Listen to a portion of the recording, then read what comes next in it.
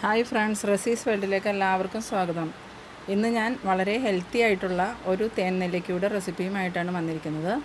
അപ്പോൾ ആദ്യം തന്നെ നിങ്ങളെൻ്റെ വീഡിയോ ആദ്യമായിട്ട് കാണുന്നവരാണെങ്കിൽ എൻ്റെ ചാനലൊന്ന് സബ്സ്ക്രൈബ് ചെയ്യുക. ഞാനിടുന്ന വീഡിയോസിൻ്റെ എല്ലാം നോട്ടിഫിക്കേഷൻ നിങ്ങൾക്ക് കിട്ടുന്നതിന് വേണ്ടി സൈഡിൽ കാണുന്ന ബെൽ ബട്ടൺ ഒന്ന് ക്ലിക്ക് ചെയ്യുക. എൻ്റെ വീഡിയോ ഇഷ്ടമായാൽ ലൈക്ക് ചെയ്യുക. അപ്പോൾ നിങ്ങൾക്ക് എല്ലാവർക്കും അറിയാം നമുക്ക് നെല്ലിക്ക എത്രത്തോളം പ്രധാനപ്പെട്ട ഒരു ഭക്ഷണമാണെന്ന്. നെല്ലിക്കയിൽ ഒരുപാട് വൈറ്റമിൻസ് അടങ്ങിയിട്ടുണ്ട്, അതുപോലെ തന്നെ നല്ല ഹെൽത്തിയുമാണ്.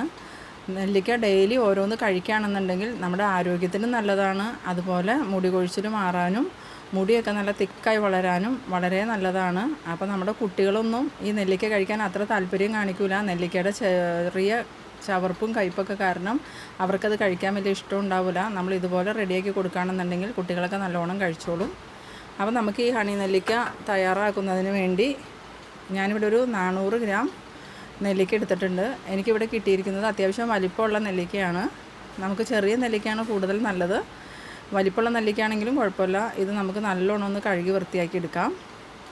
ഞാനിപ്പോൾ നെല്ലിക്ക നല്ലോണം കഴുകി വൃത്തിയാക്കി എടുത്തിട്ടുണ്ട്. ഇനി ഇത് നമ്മൾ വേവിക്കുമ്പോൾ പ്രത്യേകം ശ്രദ്ധിക്കണം. നെല്ലിക്ക നമ്മൾ ഒരിക്കലും വെള്ളത്തിലിട്ട് വേവിച്ചെടുക്കരുത്. നമ്മളിത് ആവിയിൽ പുഴുങ്ങിയെടുക്കാനേ പാടുള്ളൂ. അതിനുവേണ്ടി ഞാനിവിടെ ഒരു സ്റ്റീമർ അടുപ്പത്ത് വെച്ചിട്ടുണ്ട്. നമ്മുടെ സ്റ്റീമർ ഇപ്പോൾ നല്ലോണം ആവി വന്ന് തുടങ്ങിയിട്ടുണ്ട്. അതിലോട്ട് നെല്ലിക്ക ഇട്ട് കൊടുക്കാം. നെല്ലിക്ക ഇട്ടതിന് ശേഷം നല്ലോണം അടച്ചു വെച്ച് ഒരു മീഡിയം ഫ്ലെയിമിൽ ഒരു 10 മിനിറ്റോളം നമുക്ക് വേവിച്ചെടുക്കാം. അപ്പോഴേക്കും നമ്മുടെ നെല്ലിക്ക പാകത്തിന് വെന്തിട്ടുണ്ടാവും. ഇപ്പോൾ നമ്മളിത് അടുപ്പത്ത് വെച്ചിട്ട് 10 മിനിറ്റോളം ആയിട്ടുണ്ട്. ഇനി നമുക്കിതിൻ്റെ മൂടി ഒന്ന് മാറ്റി നോക്കാം. ഇപ്പോൾ നമ്മുടെ നെല്ലിക്ക നല്ലതായിട്ട് വെന്തിട്ടുണ്ടാവും. ഈ ഒരു കളറിൽ കിട്ടിയിട്ടുണ്ട്. നമുക്ക് നെല്ലിക്ക വെന്തങ്ങ് ഉടഞ്ഞു പോകുമൊന്നും വേണ്ട. ഈ ഒരു കളറിൽ വെന്ത് കിട്ടിയാൽ മതി. ഇനി ഇത് നമുക്ക് വേറൊരു പാത്രത്തിലോട്ട് മാറ്റാം. അപ്പോൾ നമ്മുടെ നെല്ലിക്ക ഇവിടെ റെഡിയായി കിട്ടിയിട്ടുണ്ട്. ഇനി ഇതിലേക്ക് നമുക്ക് ആവശ്യമുള്ളത് ശർക്കരയാണ്. ഞാനിവിടെ 400 ഗ്രാം നെല്ലിക്കയ്ക്ക് 300 ഗ്രാം ശർക്കരയും പിന്നെ 100 ഗ്രാം പഞ്ചസാരയാണ് കേട്ടോ ചേർക്കുന്നത്. അപ്പോൾ ഞാനിവിടെ 300 ഗ്രാം ശർക്കര എടുത്തിട്ടുണ്ട്. ഇനി നമുക്കിതിലേക്ക് വേണ്ടത് ഗ്രാമ്പു ആണ്. അതിനുവേണ്ടി ഞാനിവിടെ ഒരു 4 ഗ്രാമ്പു എടുത്തിട്ടുണ്ട്. ഗ്രാമ്പു ചേർക്കുകയാണെങ്കിൽ നമ്മുടെ തേൻ നെല്ലിക്ക പെട്ടെന്നൊന്നും ചീത്തയായി പോവില്ല. ഇനി നമുക്കൊരു പാത്രത്തിലോട്ട് നമ്മൾ എടുത്തു വെച്ചിരിക്കുന്ന ശർക്കര ഇട്ട് കൊടുക്കാം. നമ്മൾ ശർക്കര അടുപ്പത്ത് വെച്ചൊന്ന് മെൽറ്റായതിന് ശേഷം മാത്രമേ പഞ്ചസാര ചേർക്കുന്നുള്ളൂ. ഗ്രാമ്പു ഇട്ട് കൊടുക്കാം. ഇനി ഇതിലേക്ക് നമുക്ക് 2 ടേബിൾ സ്പൂൺ പച്ചവെള്ളം ഒഴിച്ചു കൊടുക്കാം. വലിയ സ്പൂണിന് 2 സ്പൂൺ ഒഴിച്ചു കൊടുക്കണം കേട്ടോ, എന്നാലേ അത് മെൽറ്റായി കിട്ടാനുള്ള പാകത്തിനുള്ള വെള്ളം ഉണ്ടാവുള്ളൂ. ഇത് നമുക്ക് സ്റ്റൗവിൽ വെച്ച് ഒരു മീഡിയം ഫ്ലെയിമിലൊന്ന് മെൽറ്റാക്കി എടുക്കാം. ഹൈ ഫ്ലെയിമിൽ വയ്ക്കരുത്, മീഡിയം ഫ്ലെയിമിൽ വെച്ചാൽ മതി. നല്ലോണം ഇളക്കി കൊടുക്കാം കേട്ടോ. ഇപ്പം നമ്മുടെ ശർക്കര അത്യാവശ്യം ഒന്ന് മെൽറ്റായി വന്നിട്ടുണ്ട്. ഇനി ഇതിലേക്ക് നമ്മൾ നേരത്തെ എടുത്തു വച്ചിരിക്കുന്ന 100 ഗ്രാം പഞ്ചസാര ചേർത്ത് കൊടുക്കാം. നിങ്ങൾ പഞ്ചസാര ചേർക്കുന്നില്ല എന്നുണ്ടെങ്കിൽ ശർക്കര മാത്രം ചേർത്ത് കൊടുത്താലും മതി. നമ്മൾ 400 ഗ്രാം നെല്ലിക്ക എടുക്കുമ്പോൾ 400 ഗ്രാം തന്നെ മധുരം ചേർത്ത് കൊടുക്കണം. അത് പഞ്ചസാര ആയാലും കുഴപ്പമില്ല, ശർക്കര ആയാലും കുഴപ്പമില്ല. നമ്മൾ ശർക്കര നല്ലോണം ഒന്ന് മെൽറ്റായി വന്നിട്ടുണ്ട്. ഇനി ഇതൊന്ന് ഇളക്കി പഞ്ചസാരയും കൂടി നല്ലോണം മെൽറ്റായതിന് ശേഷം നമ്മൾ നേരത്തെ പുഴുങ്ങി വെച്ചിരിക്കുന്ന നെല്ലിക്ക ഇതിലോട്ട് ചേർത്ത് കൊടുക്കാം.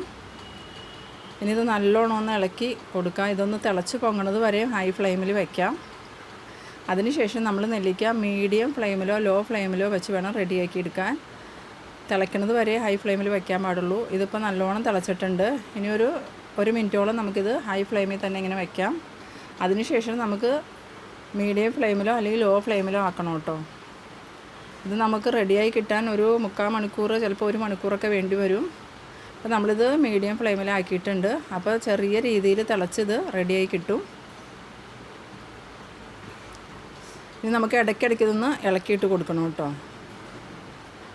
ഇപ്പോൾ നമ്മളിത് അടുപ്പത്തിട്ടിട്ട് ഒരു 10 മിനിറ്റോളം ആയിട്ടുണ്ട്. ഇനി നമുക്ക് ഈ നെല്ലിക്കയൊക്കെ ഒന്ന് ഒരു ഫോർക്ക് വെച്ച് ചെറുതായിട്ടൊന്ന് കുത്തി കൊടുക്കാം കേട്ടോ. നമ്മളിത് ശർക്കരയിലിട്ട് ഒരു 10 മിനിറ്റ് കഴിഞ്ഞിട്ട് ഇങ്ങനെ ചെയ്ത് കൊടുത്താൽ മതി. എല്ലാ നെല്ലിക്കയും ഇതുപോലെ ഒന്ന് കുത്തി കുത്തി കൊടുക്കാം. അപ്പോൾ അത് പെട്ടെന്ന് തന്നെ റെഡിയായി കിട്ടാൻ എളുപ്പമുണ്ട്. ഇതുപോലെ എല്ലാ നെല്ലിക്കയും നമ്മൾ ഫോർക്ക് വെച്ച് ഇങ്ങനെ കുത്തി കൊടുത്തിട്ടുണ്ട്. ഇനി നമുക്ക് ലോ ഫ്ലെയിമിലും മീഡിയം ഫ്ലെയിമിലൊക്കെ ആയിട്ട് വെച്ച് റെഡിയാക്കി എടുക്കാം. കുറച്ച് സമയം കഴിയുന്നതിനനുസരിച്ച് ഇതിൻ്റെ കളർ മാറി മാറി വരും. അപ്പോൾ നമ്മളിങ്ങനെ ഇടയ്ക്കിടയ്ക്ക് ഇളക്കി കൊടുക്കണം കേട്ടോ. ഈ നെല്ലിക്ക നമ്മൾ ഡെയിലി കഴിക്കുകയാണെന്നുണ്ടെങ്കിൽ നമ്മുടെ ഹെൽത്തിനൊക്കെ വളരെ നല്ലതാണ്.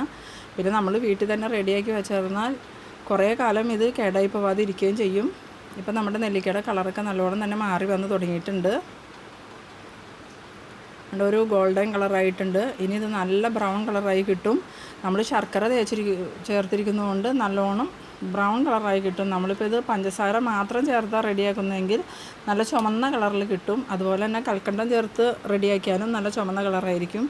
ഇപ്പോൾ നമ്മളിതിൽ ശർക്കര ചേർത്തിരിക്കുന്നതുകൊണ്ടാണ് ഇതൊരു ബ്രൗൺ കളറായി വരുന്നത്. അപ്പോൾ നിങ്ങൾക്ക് വേണമെങ്കിൽ ശർക്കരയിൽ അല്ലെങ്കിൽ പഞ്ചസാര മാത്രം ചേർത്ത് റെഡിയാക്കാം. ഇനിയിപ്പോൾ നിങ്ങൾക്ക് വേണമെന്നുണ്ടെങ്കിൽ കൽക്കണ്ടത്തിൽ റെഡിയാക്കി എടുക്കാം. നമുക്ക് ഇഷ്ടമുള്ള മധുരം ചേർക്കാം കേട്ടോ. എന്ത് മധുരമാണെങ്കിലും നമ്മൾ 1/2 കിലോ നെല്ലിക്ക എടുക്കുമ്പോൾ അതിന് 1/2 കിലോ ശർക്കരയാണെങ്കിലും പഞ്ചസാരയാണെങ്കിലും 1/2 കിലോ അളവിൽ നമ്മൾ ചേർക്കണം. പിന്നെ ഇതിൻ്റെ കൂടെ നമുക്ക് കൽക്കണ്ടം ചേർക്കണമെങ്കിൽ ചേർക്കാം. അപ്പോൾ ശർക്കരയുടെയും പഞ്ചസാരയുടെയും അളവൊന്ന് കുറച്ചാൽ മതി. ഇപ്പോൾ നമ്മളുടെ നെല്ലിക്ക നമ്മളിവിടെ അടപ്പത്ത് വെച്ചിട്ട് ഒരു 40 മിനിറ്റോളം ആയിട്ടുണ്ട്. ഇപ്പോൾ ഈ ഒരു പാകത്തിലായി കിട്ടിയിട്ടുണ്ട്. ഇനി കുറച്ച് നേരം കൂടി നമുക്ക് ലോ ഫ്ലെയിമിലിട്ട് വെക്കണം. അപ്പോൾ ഇത് നല്ലോണം കളറൊക്കെ മാറി നല്ല റെഡിയായി കിട്ടും. അപ്പോൾ നമ്മുടെ നെല്ലിക്ക അത്യാവശ്യം നല്ല കളർ തന്നെയായി വന്നിട്ടുണ്ട് കേട്ടോ. ഇനി നമുക്ക് സ്റ്റൗ ഓഫ് ചെയ്യാം. ഇനി ഇതൊന്ന് ചൂടാറുന്നവരെയും വെയിറ്റ് ചെയ്യാം കേട്ടോ. ചൂടാറി കഴിയുമ്പോൾ നെല്ലിക്ക നല്ലോണം ഒന്നും കൂടി കളർ മാറി കിട്ടും. ഇപ്പോൾ നമ്മുടെ നെല്ലിക്കയ്ക്ക് ഇതേ നല്ല കളറായിട്ടുണ്ട്. ഇത് വളരെ ടേസ്റ്റി ആയിട്ടുള്ളൊരു നെല്ലിക്കയാണ്. ഇനി ഇത് നമ്മൾ കഴിക്കുമ്പം ഇതിന് ചവർപ്പോ കയ്പോ ഒന്നും ഉണ്ടാവില്ല, നല്ല മധുരമായിരിക്കും.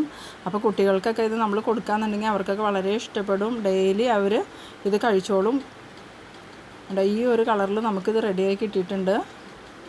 ഇനി നമുക്കിതൊരു പാത്രത്തിലോട്ട് മാറ്റാം. നമ്മളിപ്പോൾ ഈ നെല്ലിക്ക നമുക്കൊരു 1/2 കിലോ നെല്ലിക്ക ഉണ്ടാക്കിയാലും ഒരുപാടൊന്നും ഉണ്ടാവില്ല. റെഡിയായി കഴിയുമ്പോൾ വളരെ കുറച്ചേ ഉണ്ടാവുള്ളൂ.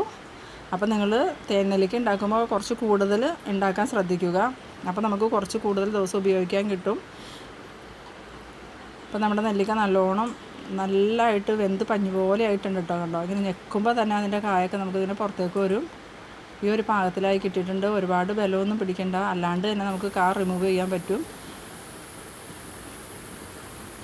അപ്പോൾ നിങ്ങൾ തീർച്ചയായും ഇതുപോലെ ഒന്ന് തയ്യാറാക്കി നോക്കണം കേട്ടോ. നമ്മളിപ്പോൾ 400 ഗ്രാം നെല്ലിക്ക റെഡിയാക്കിയിട്ട് നമുക്ക് ഈ ഭരണിയിൽ ഇത്രയും അളവിലാണ് തേൻ നെല്ലിക്ക കിട്ടിയേക്കണേ.